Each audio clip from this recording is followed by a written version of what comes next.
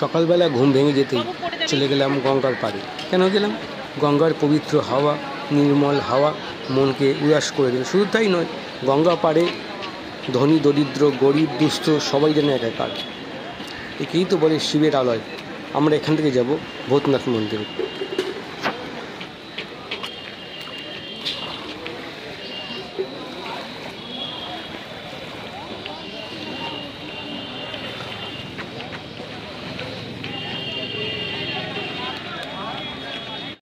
নমস্কার, আমি সঞ্জীব। আপনারা দেখছেন Sanjeev with live YouTube channel.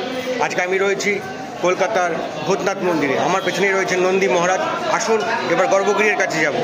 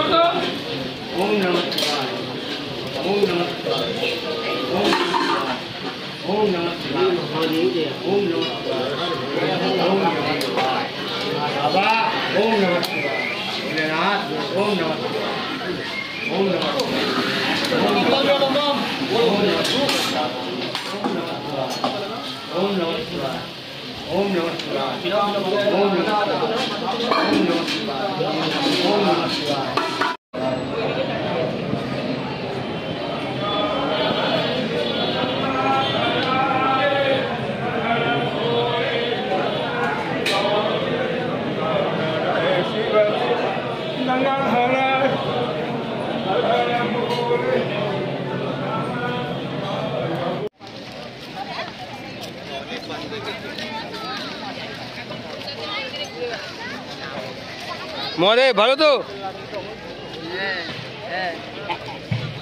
রিক ভালো তো?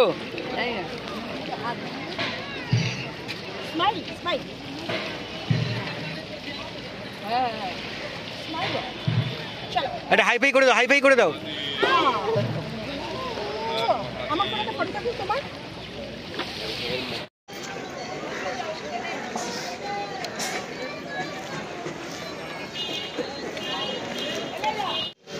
মহাদেব, গঙ্গা আর শ্মশানঘাট যেন একই সরল রেখায় বাঁধা। তা আজকে আমরা রয়েছি নিমতলা ঘাটের ভূতনাথ মন্দিরে।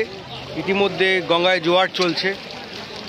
গঙ্গার ঘাট আর শিবের আলয় বা শ্মশানঘাট বা বার্নিং ঘাট যাই বলি না কেন, সবই যেন একে অপরের পরিপূরক।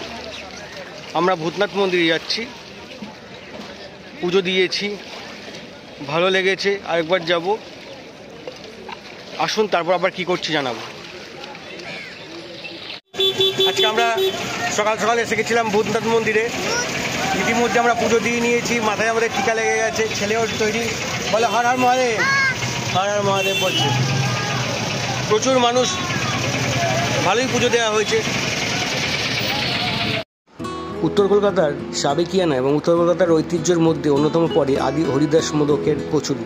আমরা ভূতনাথ মন্দির থেকে সোজা পৌঁছে গেলাম আদি হরিদাস মোদকের কচুরির দোকানে, কিন্তু যেতে একটু দেরি হয়ে গেছিলো, তাই এদের কচুরি বানানো বন্ধ ছিল। তবে কিন্তু কচুরি তৈরি ছিল প্রচুর পরিমাণে, সেটাই দেখলাম রান্নাঘরে। প্রচুর তরকারি তোলা হচ্ছে এবং সার্ভ করা হচ্ছে। ছেলে বউ হাত ধুয়ে তৈরি হয়ে নিল। আমরা বসে বললাম গরম গরম কচুরি খেতে। আহা, কী মিষ্টি, কী টেস্ট! এই যেন সেই পুরনো অতীত ইতিহাসে নিয়ে গেল আমাদের 250 বছর পেছনে। আদি হরিদাস মোদক যারা খাননি অবশ্যই আসুন, ভালো লাগবে পুরনো কলকাতার সাথে নিজেকে মিলিয়ে নিতে। শ্যামবাজার পাঁচমাথার মোড়ে দোকানটা ছোট হলেও বেশ কিন্তু জমাটি। সকাল থেকে লোক গম গম করে। আমরাও গিয়ে বসে পড়লাম। ধোয়া কলা পাতার উপর চলে এলো গরম গরম কচুরি। দেখি কি মজাই না লাগছে। আমাদের মতো বহু মানুষ সেখানে অপেক্ষা করছেন কখন পাতে আসবে গরম কচুরি। আহা, তার সাথে নরম মিষ্টি। যেন ফিরে যাচ্ছি সেই 250 বছর আগে কলকাতায়। আর ছেলে তো এই কচুরি দেখে কি আনন্দ, কিন্তু মুখে সে নিল না। তবে ছেলের মা কোনো অপেক্ষা না করেই টপটপ মুখে দিতে শুরু করে দিল। তারপর সবটাই মিলিয়ে গেল জীবের মধ্যে।